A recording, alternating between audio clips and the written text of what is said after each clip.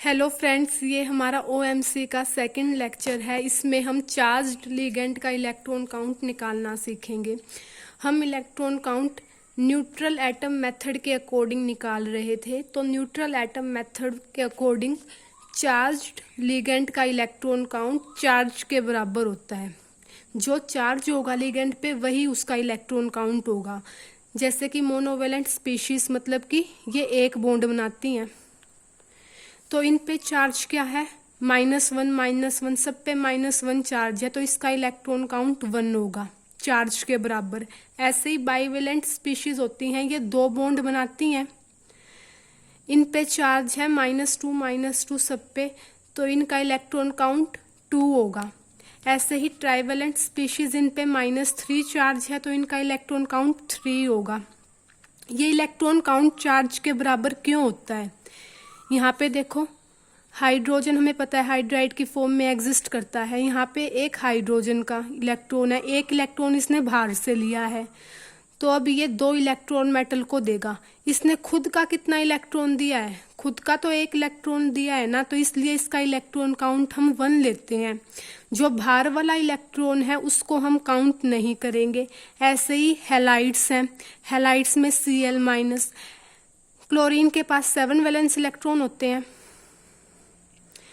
अब ये देगा ये मेटल को, ये 1 इलेक्ट्रॉन तो इसने बाहर वाला दिया है, 1 इलेक्ट्रॉन इसने खुद का दिया है, तो जो खुद का इलेक्ट्रॉन है वो हम काउंट करते हैं। खुद का इसने 1 इलेक्ट्रॉन दिया है, इसलिए इसका इलेक्ट्रॉन काउंट 1 हो गया।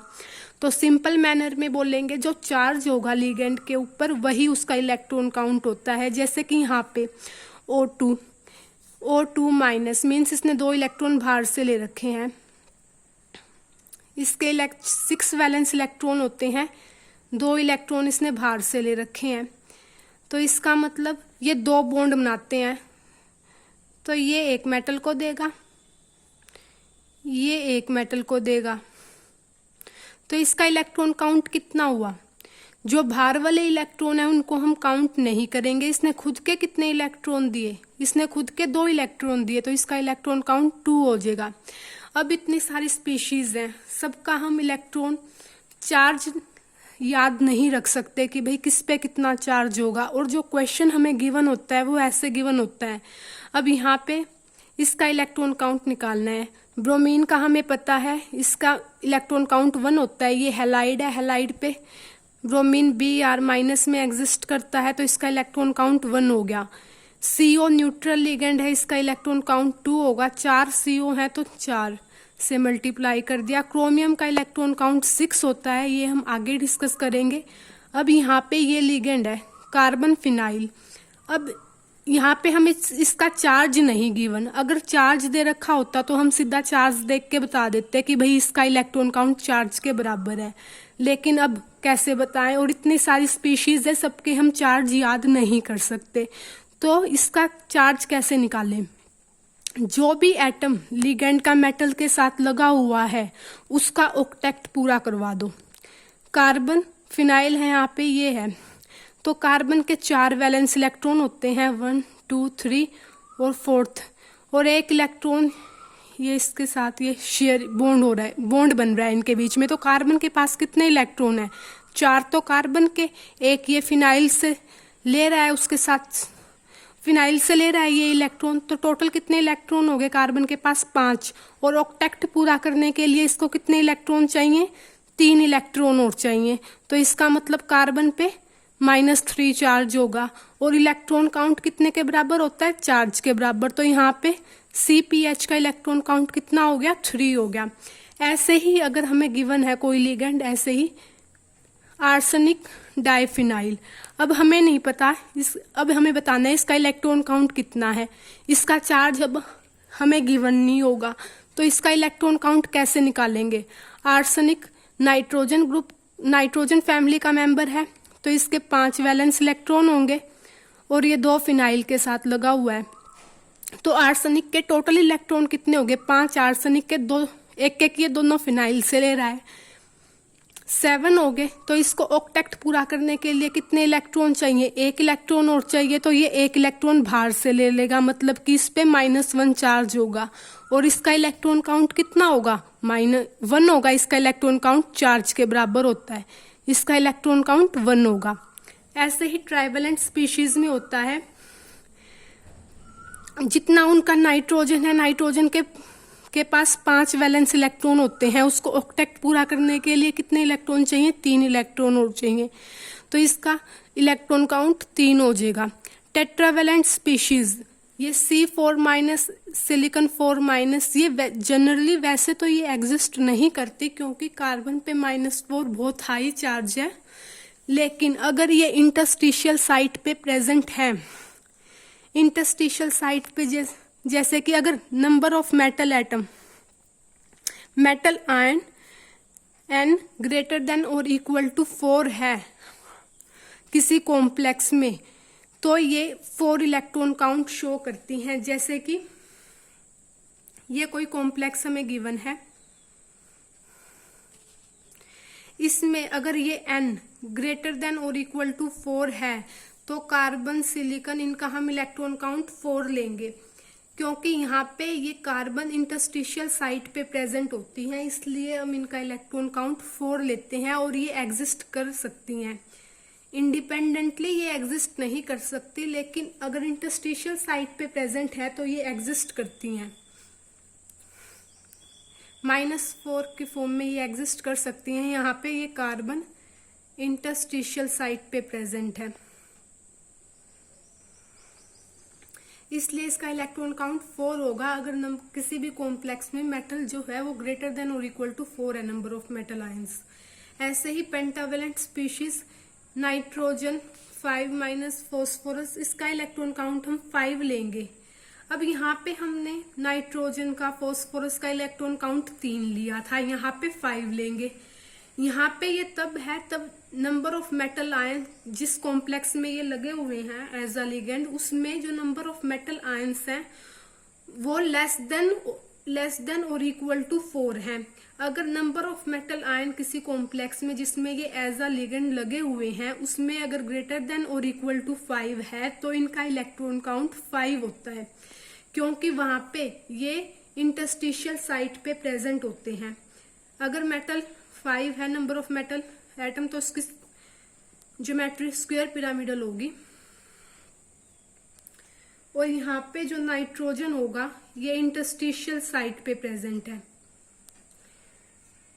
ये 5 मेटल के साथ इंटरेक्ट कर रहा है, तो इसलिए इसका इलेक्ट्रॉन काउंट 5 होता है। अगर नंबर ऑफ मेटल एटम 4 या उससे कम है तो इनका इलेक्ट्रॉन काउंट 3 होगा। अगर इक्वल टू और ग्रेटर देन 5 है तो इनका इलेक्ट्रॉन काउंट हम 5 लेते हैं, क्योंकि यहाँ पे ये इंटरस्टिशियल साइट पे प्रेजेंट है। अब आगे देखते हैं हम ब्रिज्ड लिगेंड, मतलब कि कोई लिगेंड अगर एक से ज्यादा मेटल के साथ कोई लिगेंड लगा हुआ है तो हम उसको ब्रिज्ड लिगेंड बोलते हैं, और इसको हम म्यू से डिनोट करते हैं। कितने मेटल के साथ वो लिगेंड लगा हुआ है, ब्रिजिंग कर रहा है, उसको हम सबस्क्रिप्ट में लिखते हैं।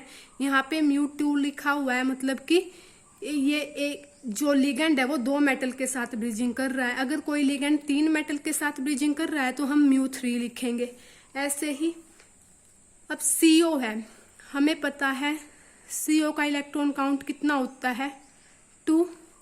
अगर CO यहाँ पे एक मेटल के साथ लगा हुआ है, अब ये CO 2 मेटल के साथ लग जाएगा, 2 मेटल के साथ इंटरेक्ट कर रहा है, तो हम इसको लिखेंगे μ2, मतलब कि जो CO है वो 2 मेटल के साथ ब्रिजिंग कर रहा है। कितने मेटल के साथ ब्रिजिंग कर रहा है वो हम सबस्क्रिप्ट में लिखते हैं। यहाँ पे इसका इलेक्ट्रॉन काउंट कितना होगा? 2 ही होगा, क्योंकि C के पास कोई और इलेक्ट्रॉन है ही नहीं देने के लिए, तो ये 2 ही देगा चाहे कितने भी मेटल लगे। अगर CO के साथ 3 मेटल लग रहे हैं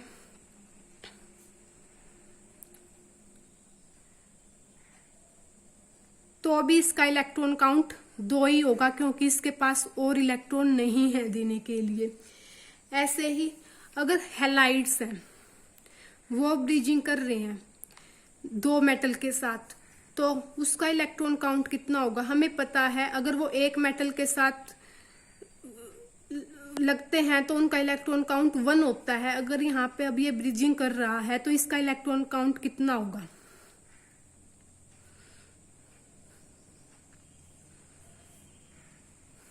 अब इसके पास तो और भी लोन पेयर हैं तो ये मेटल को दूसरे वाला लोन पेयर देगा। इसके पास और इलेक्ट्रॉन नहीं थे तो इसने 2 इलेक्ट्रॉन दिए, चाहे कितने भी मेटल लगे हों। लेकिन इसके पास और भी लोन पेयर हैं तो ये एक मेटल को ये वाला लोन पेयर दे देगा, दूसरे मेटल को ये वाला लोन पेयर दे देगा। अब इसने कितने इलेक्ट्रॉन दिए अपने खुद के इसने 3 इलेक्ट्रॉन दिए। 1 इलेक्ट्रॉन तो बाहर वाला है तो इसका इलेक्ट्रॉन काउंट 3 हो जाएगा। ऐसे ही अगर हम Nr2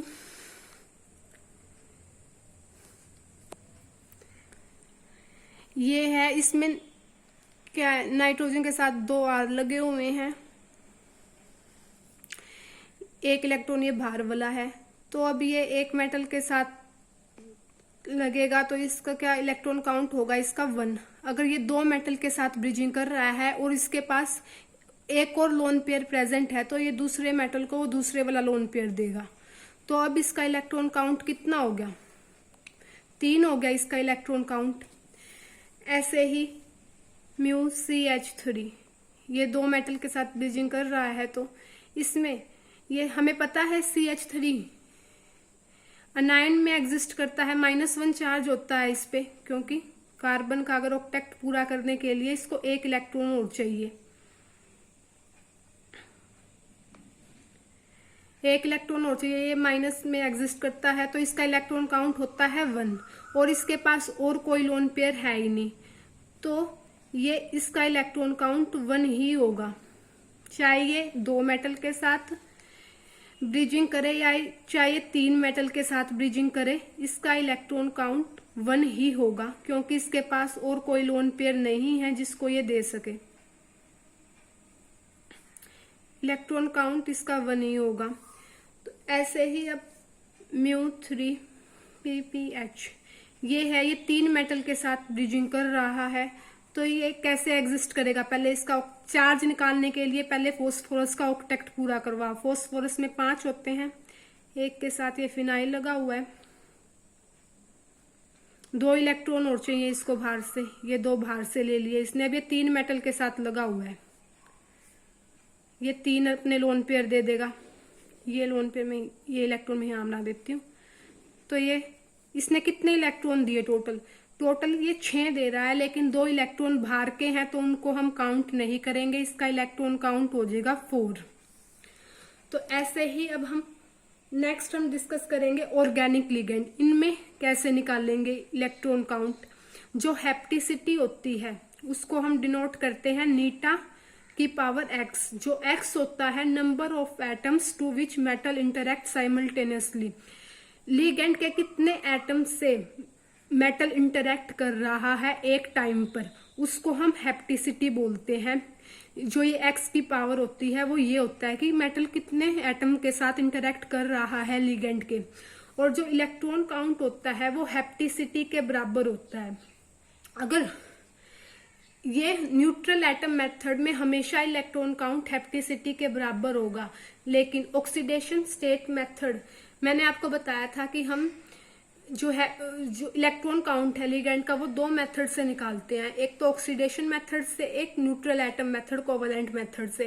तो न्यूट्रल एटम मेथड में तो हमेशा इलेक्ट्रॉन काउंट हेप्टिसिटी के बराबर होगा, लेकिन ऑक्सीडेशन स्टेट मेथड से में ये जरूरी नहीं है कि वो हमेशा हेप्टिसिटी के बराबर हो। तो हम न्यूट्रल एटम मेथड के अकॉर्डिंग निकालना सीखेंगे इलेक्ट्रॉन काउंट। तो यहाँ पे ये इथेन है तो ये पाई बॉन्ड देगा मेटल को इलेक्ट्रॉन। तो ये जो ये पाई बॉन्ड है ये मेटल के साथ इंटरेक्ट होगा। तो यहाँ पे ये पाई बॉन्ड कितने कार्बन के बीच में है? 2 कार्बन के बीच में है ना ये पाई बॉन्ड। तो पाई बॉन्ड की अलाइनमेंट कैसे होती है? ये पाई बॉन्ड के प्लस लोब, इसकी प्लस लोब ऐसे होती है ना इनकी अलाइनमेंट, तो इसको हम ऐसे भी लिख सकते हैं। तो ये इलेक्ट्रॉन डेंसिटी कितने मेटल के बीच में अरेंज है? 2 मेटल के बीच में। तो मेटल की इसकी हेप्टिसिटी कितनी होगी? ये मेटल इस बॉन्ड के साथ इंटरेक्ट कर रहा है, पाई बॉन्ड, और ये पाई बॉन्ड दो कार्बन के साथ लगा हुआ है, तो इसकी हेप्टिसिटी कितनी होगी? हम इनडायरेक्टली बोल सकते हैं कि मेटल इस कार्बन से भी लगा हुआ है, इस कार्बन से भी लगा हुआ है, तो इसकी हेप्टिसिटी कितनी होगी? 2 होगी। मेटल एक टाइम पे 2 एटम के साथ इंटरेक्ट कर रहा है, और जो हेप्टिसिटी होती है वही इलेक्ट्रॉन काउंट होता है, तो इसका इलेक्ट्रॉन काउंट कितना हो गया? 2 हो गया। और जो फॉर्मल चार्ज है वो 0 होगा।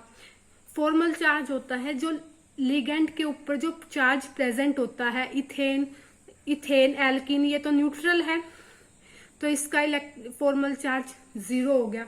ऐसे ही अगर ये एल्काइन है, एल्काइन में मेटल एक बॉन्ड के साथ इंटरेक्ट करता है और ये 2 कार्बन के बीच में है ना, तो इसलिए इसका इलेक्ट्रॉन काउंट इसकी हेप्टिसिटी होगी नीटा 2। 2 कार्बन के साथ इंटरेक्ट कर रहा है मेटल, तो इसका इलेक्ट्रॉन काउंट कितना होगा? 4 होगा। यहाँ पे एल्काइन है, ये मेटल इस पाई बॉन्ड के साथ इंटरेक्ट हो रहा है, तो इसकी हेप्टिसिटी है नीटा 2, तो इसका इलेक्ट्रॉन काउंट होगा 2। तो अब टंगस्टन, अगर मेटल टंगस्टन है, सिर्फ टंगस्टन ही एक ऐसा मेटल है जो एल्काइन के दोनों बॉन्ड के साथ इंटरेक्ट होता है, और इस केस में 2 इलेक्ट्रॉन ये वाला बॉन्ड देगा, 2 इलेक्ट्रॉन ये वाला बॉन्ड देगा, तो टोटल कितने इलेक्ट्रॉन काउंट हुआ इसका? टोटल इलेक्ट्रॉन काउंट इसका 4 हुआ। सिर्फ टंगस्टन के केस में एल्काइन 4 इलेक्ट्रॉन काउंट शो करती है।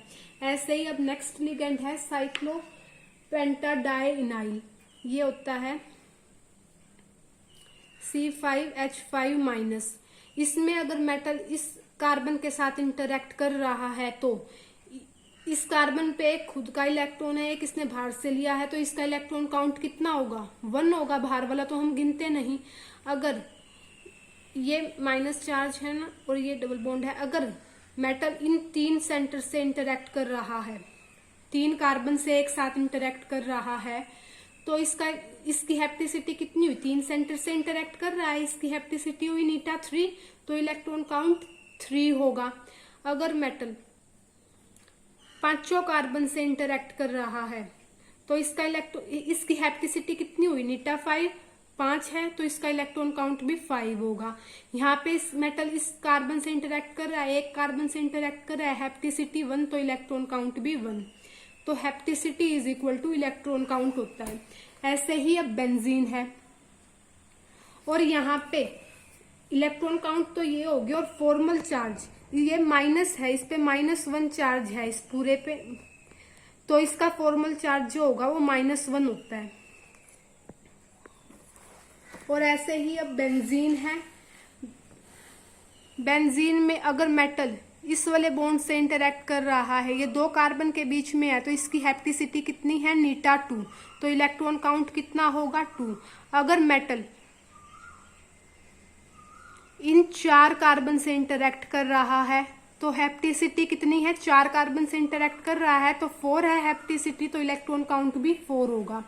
अगर मेटल सारी कार्बन से इंटरेक्ट कर रहा है तो हेप्टिसिटी कितनी होगी? नीटा 6, तो 6 है हेप्टिसिटी, 6 कार्बन से इंटरेक्ट कर रहा है तो इलेक्ट्रॉन काउंट होगा 6।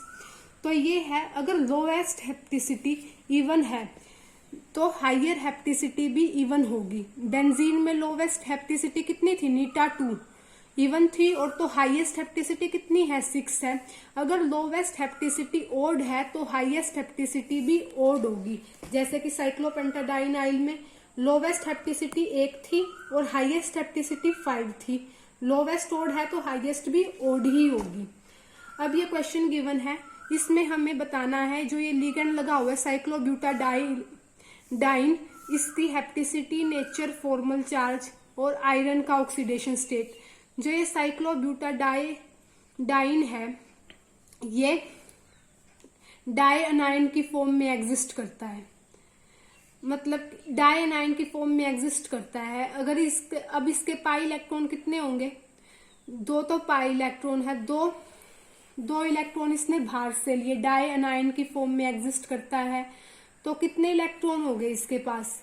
6 इलेक्ट्रॉन हो गए। और ये 4n + 2 हक्कल रूल को फॉलो कर रहा है। अगर n की वैल्यू अगर हम रख दें 1 तो ये 6 हो जाएगा और 6 ही इसमें पाई इलेक्ट्रॉन है, तो हक्कल रूल को फॉलो कर रहा है। इसका मतलब इसका नेचर तो हो गया एरोमेटिक। और अब इस पे फॉर्मल चार्ज कितना होगा, ये डाई अनायन की फॉर्म में एग्जिस्ट कर रहा है, -2 चार्ज है, तो इसका फॉर्मल चार्ज हो जाएगा -2।